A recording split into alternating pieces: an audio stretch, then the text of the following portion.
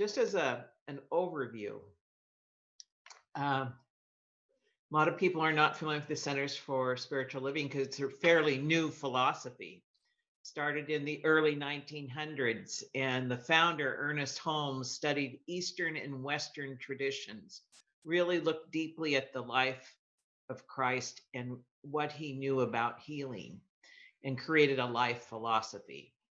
And its whole focus and purpose is to awaken humanity to its spiritual significance.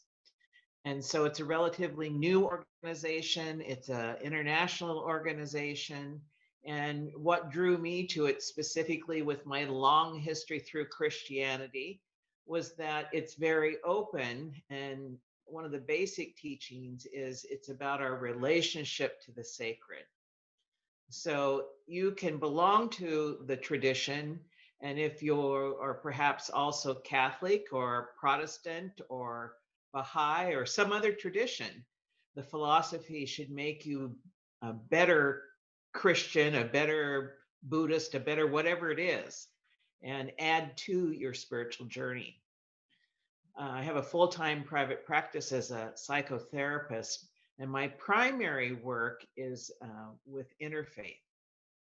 I attended the 2015 and 2018 Parliament of World Religions events, where those are the ultimate interfaith events. One in Salt Lake City, one in Toronto, Canada. My focus, what I wanted to share, is on honoring Spirit's creation of diversity. If we look at ethnic diversity, there's 650 some odd different ethnic groups. There are how many endless numbers of faith traditions. In fact, when I went to look up a number, there was none available, just said it's very diverse. So I'd be curious if there is really a current count on the number of different faith traditions. The way I look at it is, if I look at the human body, the ultimate perfection is what we call the basic of who we are. 2 hands, arms, 2 legs, 2 feet. There's a wholeness that occurs when we have every aspect of what it means to be sacred human. Doesn't mean that if I lose my hand or it's disabled for some reason that I still can't have life and wholeness spiritually, physically, emotionally. But we look at the body, there's a community of about 53 trillion cells.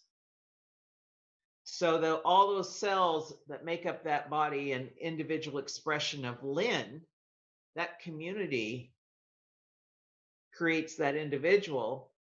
But I also contend that all the individuals on planet Earth right now make up the organism of humanity. And, we can function without a hand, but the wholeness, the optimum of wholeness is to have all complete. So I see the ethnic and spiritual, all diversity is what is essential and necessary to make us whole. We could live without a particular ethnic group or perhaps without a specific tradition, but I don't think we'd have the wholeness. I don't think we'd have the beauty of diversity. The Christian tradition has always taught that, we have this relationship to the sacred and accountability for the use of our free will. My sense of the connection to the sacred, also as a Native American spiritual practitioner, I'm Karuk, Hupa, and my mother's Swedish. And so along with my ordination through the Centers for Spiritual Living, I also practice Native American spirituality. And if you look at the Native American tribes across the US, there's federal tribes over 570. In California, what's the number currently? 109. Many tribes are not counted because they're not federally recognized.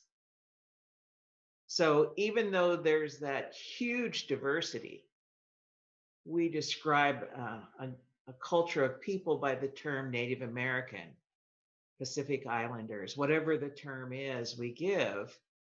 but they're very diverse. And so spirit to me has all the expressions of diversity. Look at the animal kingdom, the plant kingdom, rocks, minerals, the expressions of water. We're very, very diverse. And so the work for interfaith is to help us to understand that there would be a great loss if we did not have that diversity. And while there's commonalities that bring us together and that we share, the real strength is our diversity, because we can learn from each other.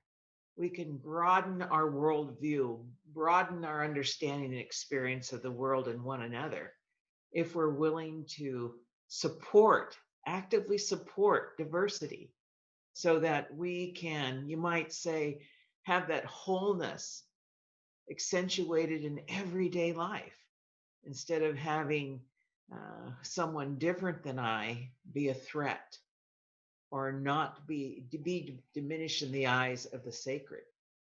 I think all traditions have value. All traditions are significant and essential to our health and well-being of what it means to be sacred human.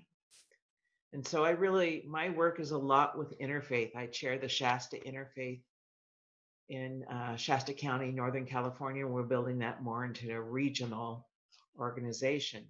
So I think it's very important that we stand up, speak up. That's what we do as a group here in Northern California when there is oppression or suffering, discrimination towards any group.